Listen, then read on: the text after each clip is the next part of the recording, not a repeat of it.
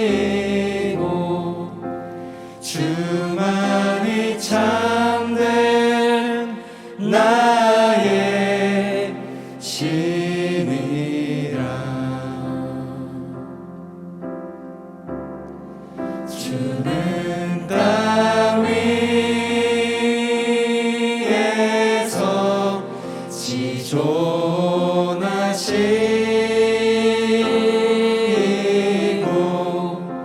주만이 참된 나의 신이라.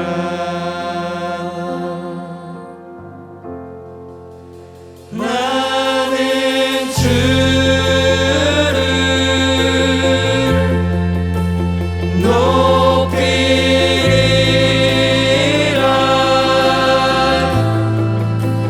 높이리라.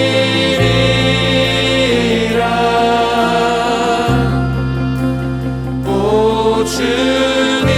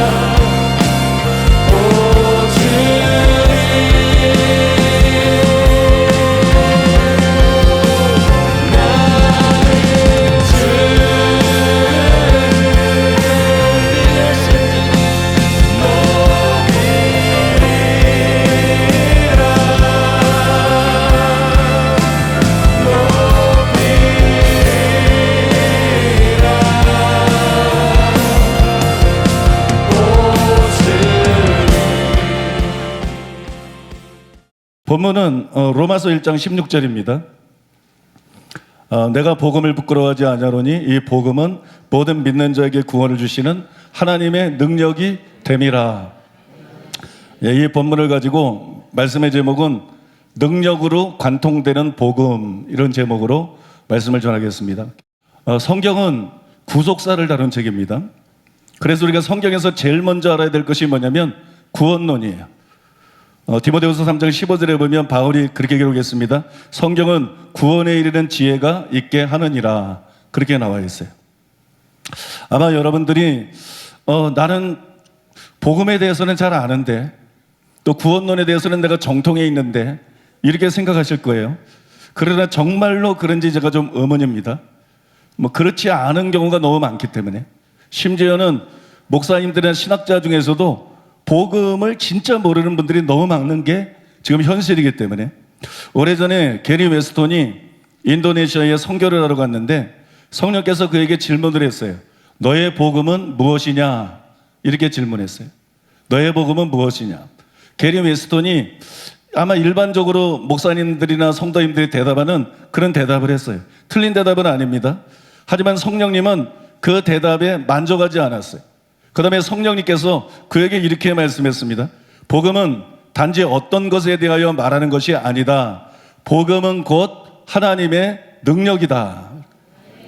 복음은 곧 하나님의 능력이다. 바울이 한 말하고 똑같죠? 조금 전에 읽은 본문하고 똑같습니다. 만약에 평소에 성령님께서 여러분에게 오래 이 말을 듣지 않은 상태에서 여러분들에게 복음이 뭐냐 이렇게 물으면 뭐라고 대답했을 것 같습니까? 아마도 여러분 중에 복음은 하나님의 능력입니다, 이렇게 대답할 사람은 거의 없었을 거예요. 극히 소수일 것입니다. 목사님들 중에서도, 신학자들 중에서도 과연 성령님이 물었을 때 복음이 뭐냐? 복음은 하나님의 능력입니다, 이렇게 대답할 사람이 몇이나 되겠습니까? 그러면 왜 그런 대답이 안 나올까요? 그거는 복음을 알기는 아는데 피상적으로 알고 있다는 거예요. 복음을 관통하지 못했다는 거예요. 복음을 관통해서 정말 복음이 무엇인지 제대로 알지 못했다는 것이. 제가 구원론에 관심이 많기 때문에 초등학교 때부터 구원론을 연구를 했는데 수십 년 동안 구원론을 연구하면서 구원론을 정말 제대로 이해하게 됐을 때 알게 된 게 뭐냐? 복음은 하나님의 능력이다. 복음은 하나님의 능력으로 관통이 된다. 복음이라는 것은 하나님의 능력으로 관통이 된다. 성경이 뭐로 관통이 됩니까? 예수님의 피로 관통이 되죠. 성경이 예수님의 피로 관통이 되는 것처럼 복음이라고 하는 것은 하나님의 능력으로 관통이 됩니다. 이게 굉장히 중요한 것이기 때문에 오늘 여러분들에게 말씀을 드리겠습니다. 첫째로 따라해 보겠습니다. 왜 복음은 능력이어야 하는가? 복음은 이신칭의의 교리입니다. 그런데 칭의의 교리를 알기 전에 반드시 먼저 알아야 될 것이 있어요. 로마서 2장 6절에서 11절에 나와 있습니다. 하나님께서 각 사람에게 그 행한 대로 보응하시되 참고 선을 행하여 영광과 존귀와 썩지 아니함을 구하는 자에게는 영생으로 하시고 오직 당을 지어 진리를 따르지 아니하고 불의를 따르는 자들에게는 진노와 분노로 하시리라. 악을 행하는 각 사람의 영에는 환난과 공고가 있으리니 먼저는 유대인에게요 그리고 헬라인에게며 선을 행하는 각 사람에게는 영광과 존귀와 평강이 있으니 먼저는 유대인에게요 그리고 헬라인에게라. 이는 하나님께서 외모로 사람을 취하지 아니하심이니라. 여러분, 이 구절에 대해서 권영경 교수님이 이런 말을 했어요. 바울의 구원론 및 칭의론을 올바르게 이해하는데 이 구절이 갖는 중요성은 아무리 강조해도 지나치지가 않다. 이게 여러분 결정적으로 중요한 지적이에요. 칭의를 이해하려고 그러면 십자가로 시작하면 안 돼요. 칭의를 이해하려고 그러면 다른 어떤 것으로 시작해도 안 돼요. 칭의를 제대로 이해하려고 그러면 이 구절부터 시작을 해야 돼요. 여기 나와 있는 게 뭐냐? 행위 심판입니다. 행위 심판의 원리가 여기 나와 있어요. 인간의 행위가 최후 심판의 기준이 된다는 것이. 인간의 행위가 최후 심판의 기준이 된다. 여러분, 행위 심판이라고 하는 것은 명백한 성경적인 진리입니다. 많은 걸 제시할 수 있지만 하나만 제시해도 충분할 것 같습니다. 존 스토트라는 유명한 신학자 여러분 잘 아실 거예요. 존 스토트가 행위 심판에 대해서 이렇게 말했습니다. 우리의 행위에 의해서 심판받음. 신약 성경 전체는 이것을 가르친다. 그 죄인들은 그리스도를 믿음으로 인해서만 의롭다함을 받을 수 있지만 행위에 의해 심판을 받을 것이라는 점이다. 이것은 모순된 말이 아니다.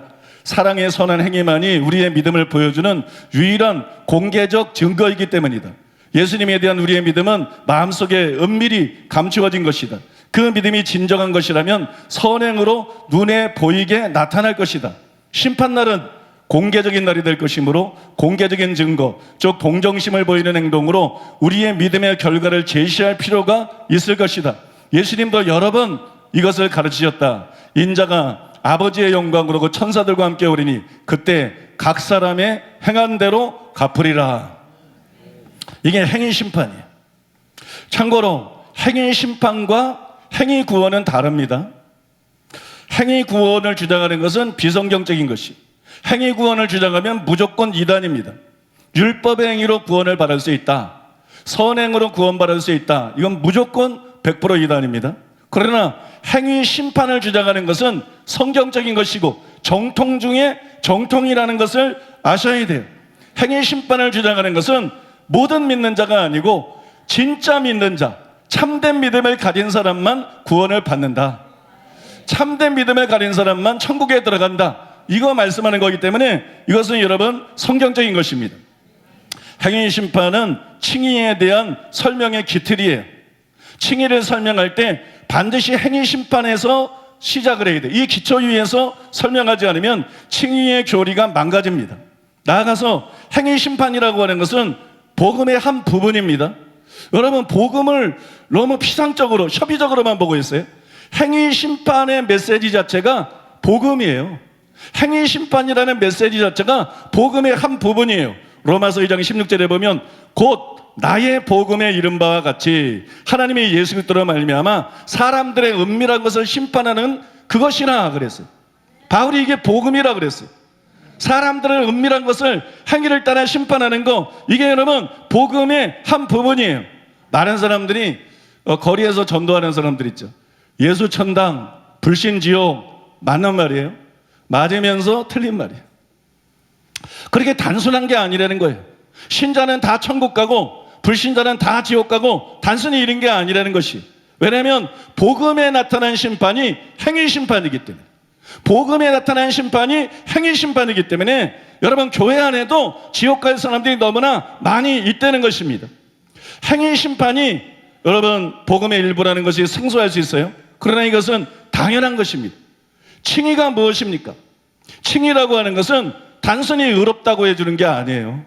칭의라고 하는 것은 더 구체적으로 말하면 심판날 하나님의 진노에서 건져주는 거예요.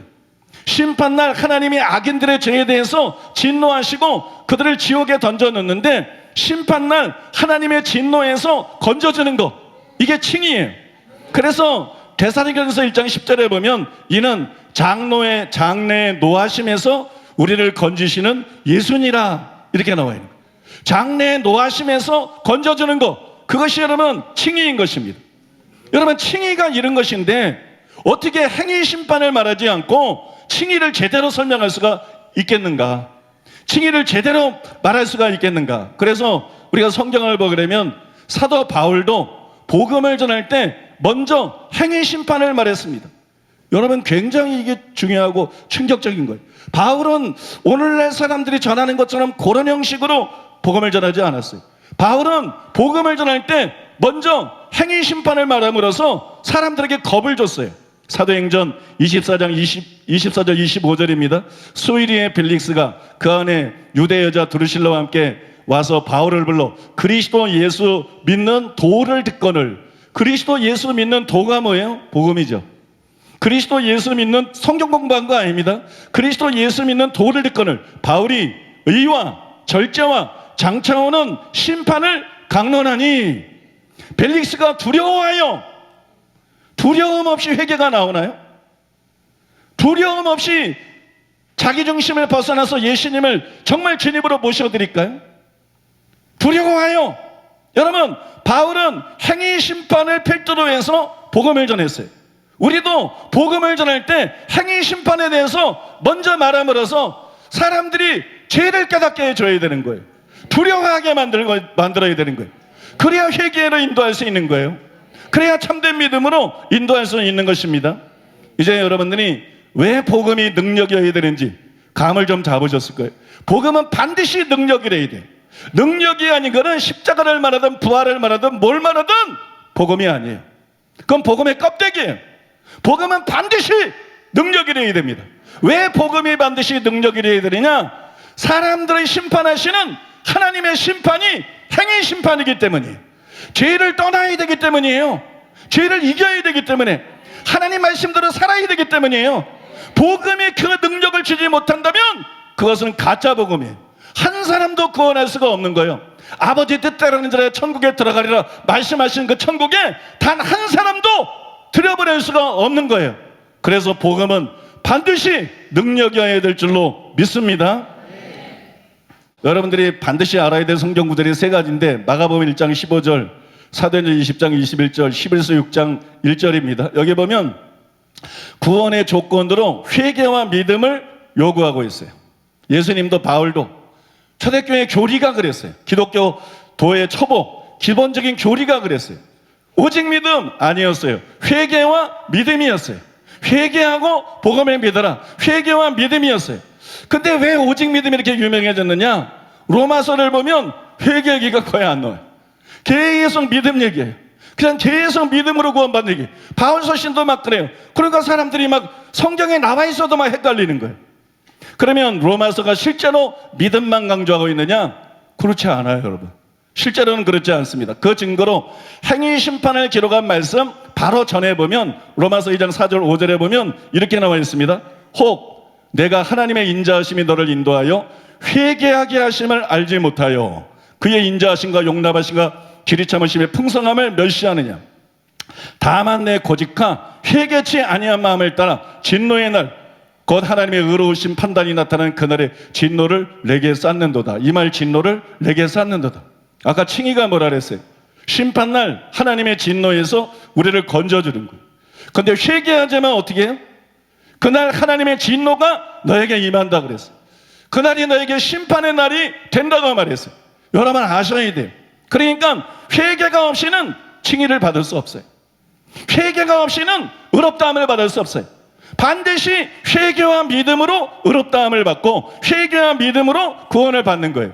방금 읽어드린 말씀은 무슨 뜻이냐? 문맥에 의해서 보면 하나님의 심판은 행위 심판이기 때문에 죄를 회개해야 된다. 그래야 심판을 면할 수 있다. 그런 의미입니다, 여러분. 그러니까 반드시 회개해야 되는 거예요.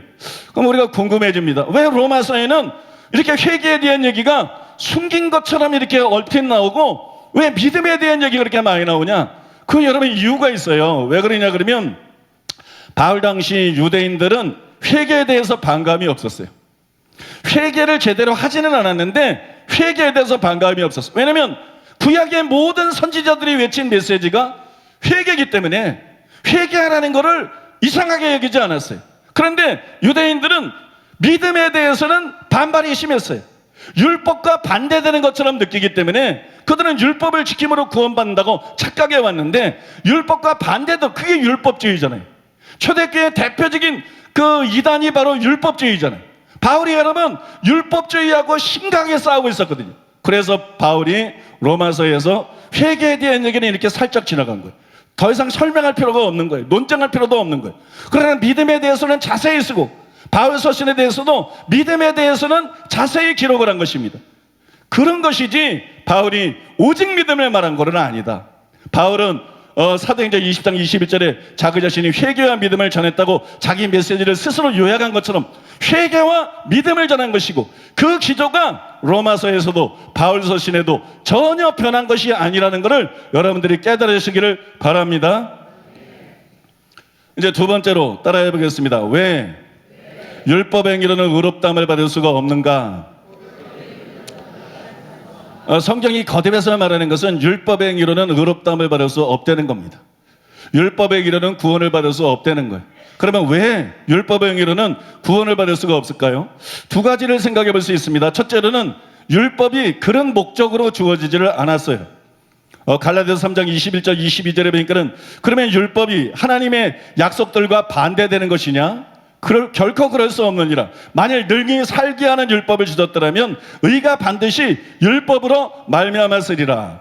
이 말이 여러분 아주 간단한 얘기인데요. 하나님의 약속은 여러분이 생각하는 약속이 아니라 하나님의 백성이 되게 하는 하나님의 방법을 하나님의 약속이라 그럽니다. 그게 복음입니다. 그게 구원하는 방법이에요. 근데 율법은 하나님의 약속과 반대되는 게 아니다. 율법은 하나님의 말씀과 하나님의 약속과 복음과 구원의 방법과 이렇게 여러분 싸우고 있는 게 아니에요. 거기에 대응하는 것이 아니에요. 왜? 율법은 구원의 방법이 아니기 때문에. 율법은 구원의 방법으로 주어지지 않았기 때문에 여러분 율법은 하나님의 약속과 반대되는 것이 아닙니다.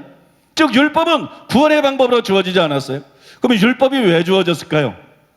여러분 율법이 왜 주어졌을까요? 율법은 하나님의 언약 백성에게 구원의 방법으로 주은 것이 아니라 구원받은 사람의 의무로 주어진 거예요. 그러니까 우리가 이스라엘의 경우를 생각해 보면 그들이 애굽에서 유월절 어린 양의 피로 구원을 받았죠. 바울이 말한 대로 바다와 구름 가운데서 세례를 받았어요. 그러고 난 다음에 시내산에 도착했을 때 그들에게 하나님께서 율법을 주신 것이, 율법이 그들을 하나님의 백성으로 만든 게 아니라 이미 그들이 구원받은 하나님의 백성인데 시내산에 이르렀을 때 하나님의 백성이, 나의 백성인 너희들은 이방인처럼 살면 되지 않고 이렇게 살아야 된다. 그걸 준 것이 율법이라는 거예요. 그러니까 율법은 구원의 방법이 아니라 의무입니다. 그래서 율법을 지키면 율법으로 구원받는 것은 아니지만 율법을 지키면서 생활할 때 이스라엘 백성들이 하나님의 언약 관계 안에서 머무르는 것이, 하나님의 언약 관계 안에 머무르기 때문에 하나님의 백성됨의 관계가 깨지지 않기 때문에 결국 여러분 천국에 가게 되는 것입니다. 이거는 여러분 신약시대 때도 마찬가지라는 것이에요. 원리는 다 똑같은 것이에요. 물론 여러분 신약시대 때에는 구약의 율법 지키는 것하고 다르고 성령을 통해서 우리가 하나님의 말씀대로 살게 되는 것이지만 율법이 지켜진다는 의미에서는 여러분 그 구조가 똑같은 것이에요. 여기서 굉장히 중요한 거라는 말씀드리겠는데요. 많은 학자들이 착각하고 있는 게 있어요. 성경의 몇몇 구절을 인용하면서 뭐라 하냐면 율법은 지키라고 주신 것이 아니다. 율법은 단순히 죄를 깨달으라고 주신 것이다. 율법은 죄를 더하게 하게 해서 주신 것이나, 이게 널리 주장이 퍼져 있어요. 여러분 그 말을 읽을 때 마음이 편합니까? 그게 상식적인 말입니까? 그게 성경의 일부를 봐서 그래요. 그거는 여러분 진리가 아니에요. 그거는 여러분 진리가 아닙니다. 율법은 죄를 깨닫게 하라고 주어졌을 뿐만이 아니라 율법은 분명히 또한 여러분 신약이나 구약이나 지키라고 주신 것이에요. 지키라고, 즉 말씀대로 살라고 주신 것이에요. 그래서 이 주장은 바른 것이 아니에요. 율법이 구원의 방도가 아니다, 이거를 증거할 때 그런 말을 하는 것은 올바릅니다. 율법의 행위로 의롭다함을 얻을 육체가 없기 때문에 율법은 지키라고 준 게 아니야. 너 이거 지켜서 구원받으라고 준 거 아니야. 율법은 죄를 깨달으라고 주신 것이야. 율법은 죄를 오히려 더 드러나게 만들게 주신 것이야. 이게 맞아요. 그러나 이거를 독립적으로 무조건 진리를 만들어 보면 구약의 유대인들은 뭐예요? 하나님이 율법 주시고 지키라 그랬지 그러면 지키지 못한다 그랬어요? 그리고 율법을 지킨 하나님을 경외하는 수많은 사람들이 나오고 의인들도 나오잖아요. 그죠? 의인들도 나오잖아요. 그래서 여러분 율법이 구원의 방도가 아니다, 이걸 설명할 때는 이게 바른 주장이지만 구원받은 사람의 의무를 설명할 때 이걸 설명하면 말이 안 되는 거예요. 그러면 회개는 뭐라고 하려는 거야? 그러면 믿음에 어떻게 행함이 따른다는 거야? 행함이 하나님 말씀 지키는 거 아니면 행함이 뭐예요? 그러니까 여러분 이게 학자들이 한 면만 봐서 그런 거예요. 오늘 여기 목사님들이 와 계셨으면 이 말이 무슨 말인지 금방 이해가 되실 거예요. 그리고 여러분 속에서 정리가 분명하게 되실 거예요. 아무튼 율법은 구원의 방법이 아니라 언약의 의무로 주어진 것이, 그래서 율법 행위로는 절대로 구원을 받을 수가 없는 거예요. 율법은 사람을 구원하는 용도가 아니기 때문에. 두 번째로 율법이라고 하는 것은 거룩하지만 무능합니다. 여러분 타락한 인류에게 필요한 것은 말이 아니에요. 타락한 인류에게 필요한 것은 능력입니다. 능력, 죄를 이길 수 있는 능력, 하나님 말씀대로 살 수 있는 능력, 경건의 능력이라고 말하는 바로 그 능력. 여러분 우리에게 필요한 것은 말이 아니라, 우리에게 필요한 건 종교가 아니라 교리가 아니라 우리에게 전신이 필요한 것은 능력이에요. 그런데 율법은 그 힘을 갖고 있지 않습니다. 그래서 율법의 행위로 의롭다함을 받을 수가 없는 거예요. 로마 3장 20절에 율법으로는 죄를 깨달음이니라. 이건 율법의 무능을 보여주는 거예요. 율법은 죄를 깨닫게 할 수는 있어도 죄를 이기게 할 수 없다는 것이, 죄를 극복하게 할 수 없다는 것이, 이것이 율법의 한계라는 것입니다. 권영경 교수님은 절묘하게 율법을 착하지만 수영을 못하는 친구의 비유를 했어요. 어떤 사람이 물에 빠져서 막 이제 죽어갑니다. 허우적거리며 죽어갑니다. 그 여러분, 물가에는 자기 친한 친구가 서 있어요. 이 친한 친구는 아주 좋은 친구인데 문제는 뭐냐? 수영을 못해요. 수영을 못하니까 자기 친구가 죽는 거를 보고 건지고 싶은데, 살리고 싶은데 구출할 수가 없어요. 율법이 그런 친구라는 거예요. 율법은 의롭고, 율법은 선하고, 율법은 거룩하지만 율법에는 힘이 없어요. 율법은 요구만 할 뿐이지 율법에는 능력이 없어요. 죄를 이기게 해주시는 능력이 없어요. 하나님 말씀대로 살게 해주시는 능력이 없어요. 그래서 율법의 행위로는 단 한 사람도 의롭다함을 받을 수가 없고, 율법의 행위로는 단 한 사람도 구원을 받을 수가 없는 것입니다. 이제 네 번째로 한번 따라해 보겠습니다. 왜 오직 믿음으로만 의롭다함을 받을 수가 있는가? 조나단 에드워드가 기독교 중심이라는 책에서 왜 우리가 믿음으로 의롭다함을 받는가 아주 잘 설명해 놨는데, 믿음이 우리를 그리스도와 연합시키기 때문이다. 믿음이 우리를 그리스도와 연합시켜서 예수님의 죽음이 나의 죽음이 되고 예수님의 부활이 나의 부활이기 때문에 믿음으로 의롭다함을 받는 것이다. 제대로 지적을 했습니다. 또 여러분, 유명한 전도자 찰스 피니는 이와는 조금 다른 면을 지적을 했는데 굉장히 중요한 지적을 했습니다. 이렇게 말했습니다. 칭의를 믿음으로 받게 되는 이유가 무엇입니까? 그것은 믿음의 본질과 효과 때문입니다. 믿음의 본질과 효과 때문. 믿음은 칭의의 수단으로 정해졌습니다. 왜냐하면 믿음은 성화를 이루는 자연스러운 수단이기 때문입니다. 믿음으로 왜 의롭다함을 받느냐? 믿음이 아니면 거룩해질 수가 없어요. 믿음이 아니면 사람이 바뀌질 않아요. 믿음이 아니면 변화가 안 돼요. 그래서 여러분, 하나님께서 믿음으로 사람을 구원받도록 하신 것이, 아무 생각도 없이 믿는 사람들이 얼마나 많은지 몰라요. 교회 안에 아무 생각이 없어. 그런 사람들은 믿음을 뭐라고 생각하냐면 믿음이 단지 제사함을 주는 건지 알아요. 믿음이 단순히 우리에게 하나님 자녀가 되는 권세쯤이나 주는 건지 알아요. 물론 그런 것도 줍니다. 근데 그렇지 않아요. 단순히 그렇지 않아요. 성경에 의하면 믿음은 사람의 마음을 깨끗하게 합니다. 사도행전 15장 9절에 기록되어 있어요. 믿음은 사람을 거룩하게 합니다. 사도행전 26장 18절입니다. 믿음은 하나님께 순종하게 만듭니다. 로마서 1장 5절입니다. 믿음은 율법을 굳게 세웁니다. 로마서 3장 31절인데 이 말의 의미는 율법을 굳게 지키게 된다. 율법을 굳게 지키게 된다. 그것이에요. 그 다음에 믿음은 하나님을 기쁘게 해드리는 삶을 가능케 합니다. 히브리서 11장 5절과 6절이에요. 그 다음에 하나 더 소개하면 믿음은 요한일서 5장 4절과 5절에 보면 세상을 이기게 만듭니다. 육신의 정욕을 이기게 만든다는 거예요. 안목의 정욕을 이기게 만든다는 거예요. 이생의 자랑을 이기게 만든다는 것입니다. 그것이 여러분 믿음의 역할이에요. 난 믿으니까 죄 용서받아, 난 믿으니까 하나님의 자는 권세를 받아, 이런 것만 있는 거 아니에요. 이게 함께 오거나 아무것도 안 오거나 둘 중에 하나예요. 진짜 믿으면 그 마음이 청결해지고, 진짜 믿으면 거룩해지고, 진짜 믿으면 순종하게 되고, 진짜 믿으면 율법을 지키게 되고, 진짜 믿으면 하나님을 기쁘시게 하고, 진짜 믿으면 세상을 이기고 세상 사람들과 구별된 삶을 살게 되는 것입니다. 그러면 왜 믿으면 이런 놀라운 변화가 일어나느냐? 두 가지 이유가 있는데요. 하나는 믿음은 예수님을 인공과 구주로 모셔드리는 것이기 때문에, 믿음은 자기 주인이 바뀌는 거예요. 그러니까 삶도 바뀌는 것이. 그러면 두 번째로 왜 그러냐면 믿음은 성령을 선물로 주시기 때문입니다. 자, 내가 믿습니다 하고 가만히 있는 게 아니에요. 내가 믿습니다, 난 예수님이 나의 주인입니다, 이제 내가 그 말씀대로 살겠습니다, 노력하는 거, 이건 세상 종교지, 이건 기독교는 그런 종교가 아니에요. 믿으면 성령이 오십니다.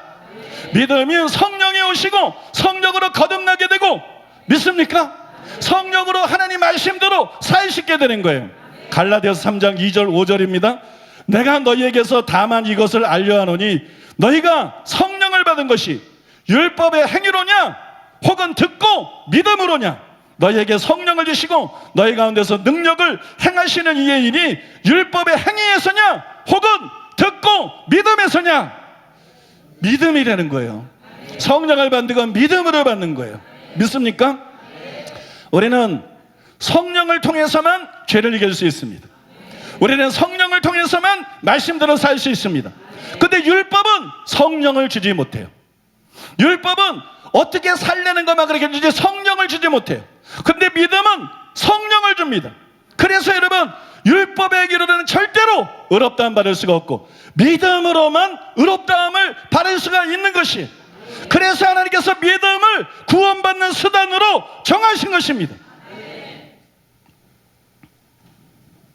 이 진리는 예수님이 십자가를 왜 지셨나, 예수님이 십자가를 지신 목적을 우리가 알게 되면 더 선명해집니다. 더 확실해집니다. 갈라디아서 3장 13절 14절입니다. 그리스도께서 우리를 위하여 저주를 받은 바 되사 율법의 저주에서 우리를 속량하셨으니 기록된 바 나무에 달린 자마다 저주 아래 있는 자라 하였습니다. 이는 그리스도 예수 안에서 아브라함의 복이 이방인에게 미치게 하고 또 우리로 하여금 믿음으로 말미암아 성령의 약속을 받게 하려 함이라. 예수님이 나무에 달렸어요. 예수님이 십자가를 지셨습니다. 예수님이 십자가를 지신 이유는 여기 보니까 목적이 두 가지입니다. 먼저 예수님은 아브라함의 복을 주시기 위해서 십자가를 지셨다고 바울이 말했어요. 아브라함의 복이 이방인들에도 미치게 하기 위해서. 아브라함의 복이 뭡니까? 시간 관계상 눈으로 여러분이 8절 9절을 보시기 바랍니다. 갈라디아서 3장 8절 9절을 보면 거기 의라는 단어하고 복이라는 단어하고 같은 의미로 사용된 것을 볼 수가 있어요. 아브라함의 복은 뭐냐? 물질 축복을 말하는 것이 아니고 이 본문에서 바울이 말하고 있는 아브라함의 복은 칭의를 말하는 것입니다. 의롭다함을 말하는 것이. 예수님이 왜 십자가 지셨느냐? 복 받으라고 십자가 진 거 아니에요. 예수님이 십자가를 진 것은 칭의를 위해서, 사람들을 의롭다 하고 구원하기 위해서. 그래서 여러분 십자가를 지신 것이에요. 다음으로 예수님이 왜 십자가를 지셨느냐? 예수님은 성령을 주시기 위해서 십자가를 지신 것이에요. 그게 바울이 성령의 약속을 받게 하려 함이라 그렇게 말한 거예요. 하나님이 약속하신 성령을 저와 여러분들이 받을 수 있게 만들기 위해서. 그래서 예수님께서 십자가를 지신 것입니다. 여러분 요한복음 7장 39절도 같은 뜻이에요. 아직 영광을 예수께서 얻지 못하셨기 때문에 성령이 그들에게 계시지 않았다. 영광은 십자가의 죽음을 말하는 거예요. 예수님이 십자가에서 죽어야 성령이 우리에게 오시는 거예요. 성령이 여러분에 거할 수가 있는 거예요. 그래서 여러분 찰스 하지는 굉장히 중요한 말을 했는데, 성령께서 보내심을 받는 것은, 성령께서 보내심을 받은 것은 그리스도의 구속 역사 때문이다. 성령의 감화와 임재는 그리스도의 죽으심에 의해서 확보되는 위대한 복이다. 여러분이 굉장히 중요합니다. 우리가 거룩을, 사람이 거룩해져요. 막 성자가 됩니다. 거룩해져요. 그럼 교만해져요. 사람이 막 은사와 능력이 넘쳐나요. 그럼 막 교만해져요. 거룩해도 교만할 게 1도 없어요. 요즘 패들 1도 없어요.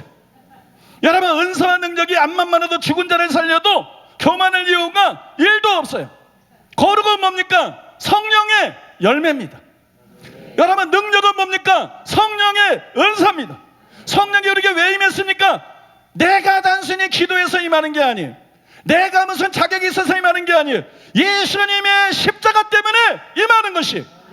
거룩에도 바울처럼 나의 나 된 것은 하나님의 은혜로 된 것입니다. 하나님께 영광 돌리고, 바울처럼 능력이 있어도 나의 나 된 것은 하나님의 은혜로 된 것입니다. 하나님께 영광 돌려야 그게 바른 신앙인 줄로 믿습니다.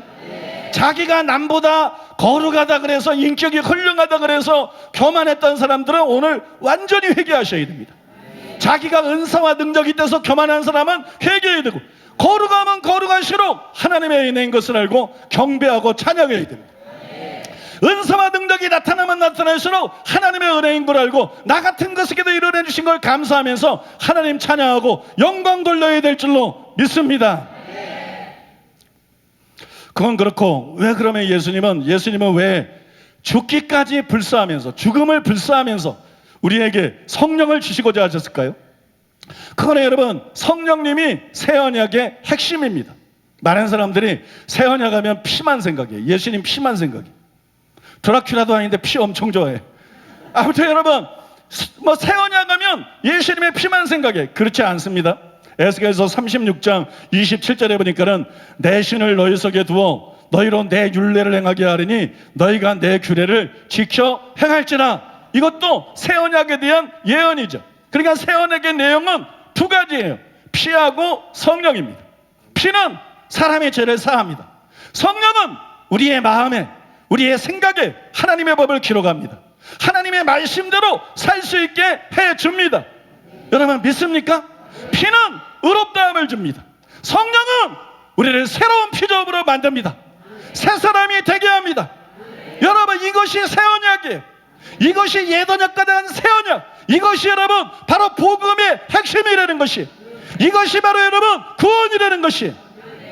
결국 예수님은 성령을 통해서 거듭나게 해서 말씀대로 사는 진짜 하나님의 백성들, 진짜 하나님의 자녀들을 만들기 위해서 십자가를 지신 것입니다. 그래서 바울이 디도서 2장 14절에서 이렇게 기록을 했습니다. 그가 우리를 대신하여 자신을 주심은, 십자가를 지심은 모든 불법에서 우리를 속량하시고 우리를 깨끗하게 하사 선한 일을 열심히 하는 자기 백성이 되게 하려 하심이라. 여러분 믿습니까? 우리는 반드시 이런 사람이 돼야 돼요. 교회 왔다 갔다 하는 사람 되면 안 돼. 장로, 권사, 목사, 전도사 다 소용없어요. 우리는 반드시 이 말씀처럼 되어야 됩니다. 믿습니까? 선한 일을 열심히 하는 하나님의 진짜 백성이 되어야 됩니다. 그러면 어떻게 이렇게 되시느냐? 율법 행위로 안 돼요. 인간의 노력으로 안 됩니다. 이게 단순히 기도로 되는 게 아니에요. 오직 믿음으로 되는 것입니다. 오직 믿음으로 되는 것이에요. 그러면 믿어도 나는 안 되던데. 여러분이 성경대로 안 믿어서 그래.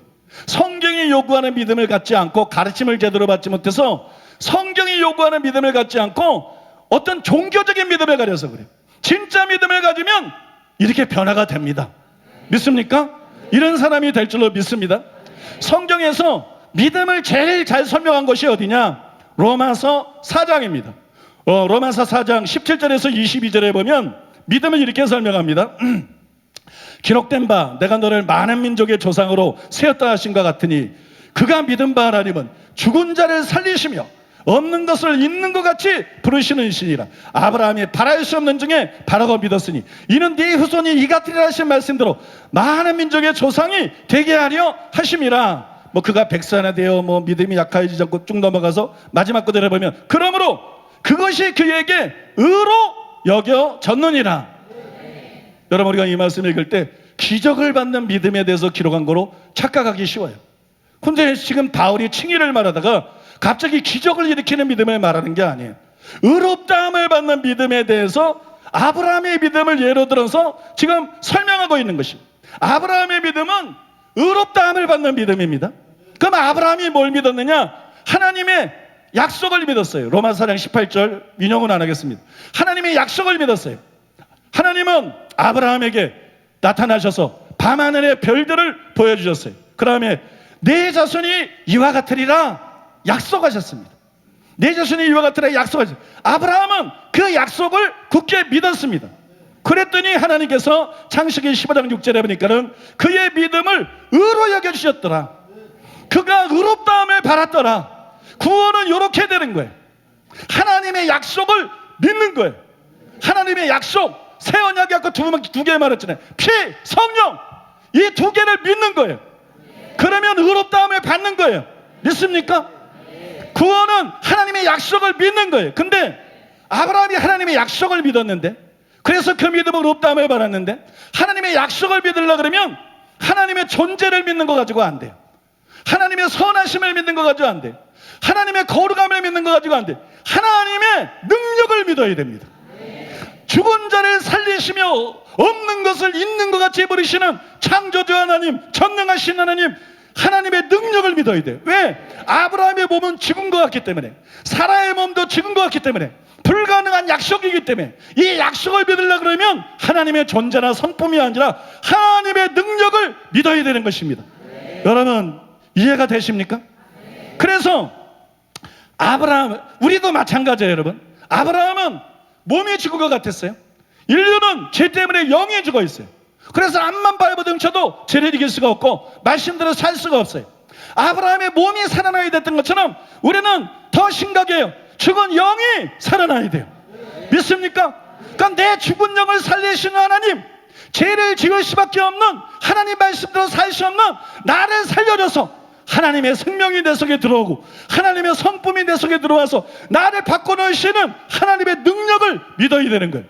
아브라함이 단순히 하나님의 존재를 믿은 것이 아니라 하나님의 능력, 죽은 자를 다시 살리시는 능력, 없는 것을 있는 것 같이 부르시는 하나님의 능력, 이 하나님의 능력을 믿었던 것처럼 복음을 믿어도 예수님은 하나님의 아들이야, 예수님은 메시아야, 예수님이 내 죄를 져서 십자가를 지셔서 예수님이 3일 만에 부활하셔서 암만 믿어도 아무 일도 안 일어나.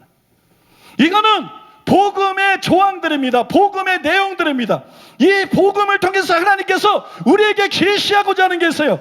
그 피로 너희들은 의롭다함을 받을 수 있고, 그 예수님의 죽음 때문에 성령이 너에게 임하시게 돼 있고 성령의 능력으로 너는 새 사람이 될 수 있다. 이거를 믿어야 되는 거예요. 믿습니까? 이게 복음의 내용, 새 언약의 내용 이것이에요. 예수님의 피 때문에 내가 무슨 죄를 지었던 나는 의인이 될 수 있고, 성령의 권능 때문에 내가 어떤 존재든 내가 지금까지 어떻게 살아왔든 내가 아무리 죄에게 매일든 나는 죄를 이길 수가 있다. 내 힘이 아니고 내 결단이 아니고 기도가 아니라 성령으로 나는 죄를 이길 수 있다. 나는 하나님의 말씀대로 살 수 있다. 이것이 복음이 계시하는 하나님의 능력인 것입니다. 여러분 복음을 이와 같이 하나님의 능력으로 믿어야 되는 거예요. 복음 하나님의 능력으로 믿으면 말씀이 그대로 이루어지는 거예요. 믿음의 효과 거룩하게 한다, 마음을 깨끗하게 한다, 하나님을 기쁘시게 한다. 이게 다 실제로 믿는 자들에게 일어나는 거예요. 그래서 여러분 성경적인 믿음을 갖게 되시기를 바랍니다. 왜 많은 사람들이 믿어도 변화가 안 되는지 아세요? 그것은 복음의 지식을 믿는 데서 멈추기 때문이에요. 복음을 제대로 이해하면 복음이 단순히 구속적인 사건의 나열이 아니라 하나님의 능력이라는 것을 알게 되는 거예요. 구원을 주시는 하나님의 능력, 마태복음 1장에 예수님이 나타난 것처럼 죄에서 구원할 수 있는 하나님의 능력 믿습니까? 죄에서 나를 구원하시는 하나님의 능력, 죄 종된 상태에서 나를 구원하시는 하나님의 능력, 여러분 그것을 복음의 하나님의 능력이라는 걸 깨닫고 그 능력을 믿으면 다 변화가 되는 것입니다. 믿으면 누구나 다 새로워지는 것입니다. 이게 여러분들에게 생소할 수도 있어요. 믿음이 그런 거라고? 난 처음 들어. 왜 성경에 나오는데 처음 들까요? 로마 사상에 다 나와 있는 거잖아. 복음의 하나님의 능력이라고 바울이 계시했잖아. 성경에 다 나와 있는데 내가 말과 지 아름다운 것을 복음을 전하지 않고 성령의 능력과 나타남으로 부르자면 너희 믿음이 사람의 지혜에 있지 않고 하나님의 능력에 있게 하려 하였노라. 하나님의 능력에 기초해서 하나님의 능력을 믿게 하려고 바울은 복음을 전한다고 그랬는데 왜 이게 생소해요? 복음에 대한 설명을 제대로 듣지 못해서 그런 것이. 이거는 너무나 당연한 거예요. 왜? 바울이 복음은 하나님의 능력이라고 그랬잖아. 우리는 복음을 믿어야 되잖아. 그러니까 하나님의 능력을 믿어야 되는 건 당연한 거 아니겠어요? 여러분 복음의 어떤 지적인 내용만 믿지 말고 구속적인 사건만 역사적인 사실로 믿지 말고 그래봤자 아무 일도 안 일어나요. 그래서 우리가 수많은 기독교인들이 개판인 걸 보는 것이고 수많은 목사들까지도 개판인 걸 보는 것입니다. 복음을 제대로 이해하고 소화하고 복음이 하나님의 능력인 것을 깨닫고 복음에 나타난 하나님의 능력을 믿는 여러분 되시기를 바랍니다. 그러면 여러분들이 전부 변화될 줄로 믿습니다. 진짜가 될 줄로 믿습니다. 오늘 다 진짜가 되시기를 바랍니다. 마지막 5번째로 따라해 보겠습니다. 왜 견인의 교리를 반드시 바르게 알아야 되는가? 여러분 신학생 때 제가 주석들에 있다가 그 당시로서는 대발견을 했어요. 제가 신학생 때 그 당시 저로서는 대발견을 했는데 구원에 3가지 시제가 있다 그거예요. 에베소 2장 8절에 보면 믿음으로 말미암아 구원을 받았으니 과거형이에요. 칭의입니다. 칭의 혹은 중생입니다. 그 다음에 빌립보서 2장 12절에 보면 너희 구원을 이루라 현재형입니다. 이건 성화입니다. 그 다음에 디모데후서 4장 18절에 보면 천국에 들어가시도록 구원하시리니 다 구원이라는 말을 썼는데 이거는 영화입니다. 칭의 중생 이것만 구원이라고 부르고 있는 거 아니에요. 성화도 성경은 구원이라고 말하고 있는 거예요. 영화도 성경은 구원이라고 말하고 있는 거예요. 구원은 마치 사다리를 오르는 것 같은 것이에요. 칭의에서 시작해서 성화, 영화로 나가는 것이에요. 천국은 그렇게 가는 것이에요. 여러분 믿습니까? 그래서 이걸 제대로 알면 여러분 칭의만 강조해서 없는 거예요. 성화를 강조해야 되는 거예요. 회개를 강조해야 되는 거고 성화를 강조할 수밖에 없는 거예요. 5년 전에 제가 칭의와 성화라는 그 김세영 교수님의 책을 읽었습니다. 거기 보면 이런 내용이 나와요. 뭐 정신 바짝 차리시고 들으셔야 이해가 됩니다. 제가 설명할 시간이 없기 때문에 칭의론을 제대로 이해하려면 칭의가 종말론적으로 유보되었다는 사실을 염두에 두어야 합니다. 칭의론은 신약 구원론의 보편적 구조, 즉 종말론적 유보의 구조 속에서 이해해야 한다는 것입니다. 그리스도의 죽음과 부활로 구원이 이미 이루어졌습니다. 그러나 그것은 그의 재림 때 완성될 것입니다. 그러므로 우리가 그리스도를 믿음으로 구원을 벌써 받았습니다. 그러나 그것은 구원의 완성은 아직 받지 못하고 그의 재림 때에야 받게 될 것입니다. 이것이 신약 종말론의 보편적 구도입니다. 칭의론도 그 구도 속에서 이해해야 됩니다. 칭의가 다른 구원의 주제들과 마찬가지로 이미와 아직의 구도라는 거예요. 그러니까 칭의의 시작인 칭의만 칭의가 아니다. 구원의 시작인 칭의만 칭의가 아니라 구원의 완성의 영화도 칭의라는 거예요. 영화가 칭의라고? 칭의예요. 그래서 성경 어디 나와? 나와요. 성경을 똑바로 안 봤을 뿐이지. 여러분 로마서 2장 13절에 보면 믿음으로 말미암아 의롭다함을 거기 보니까 아무튼 의롭다함을 받는 말이 나와요. 로마서 2장 13절에 율법을 듣는 자가 율법을 행하는 자라야 의롭다함을 받는다. 문맥을 보면 믿을 때 받는 칭의를 말하는 게 아니에요. 심판 속에서 의롭다함 받는 것을 칭의라고 말하고 있는 거예요. 또 갈라디아서 5장 5절에 보면 역시 칭의를 말하는데 의의 소망이라고 말합니다. 의의 열매가 의의 선물이 있고 로마서 5장에 이게 칭의예요. 그 다음에 빌립보서 1장에 보면 의의 열매가 있고 이게 성화예요. 그 다음에 갈라디아서 5장 5절에 보면 의의 소망이 있어요. 이게 영화예요.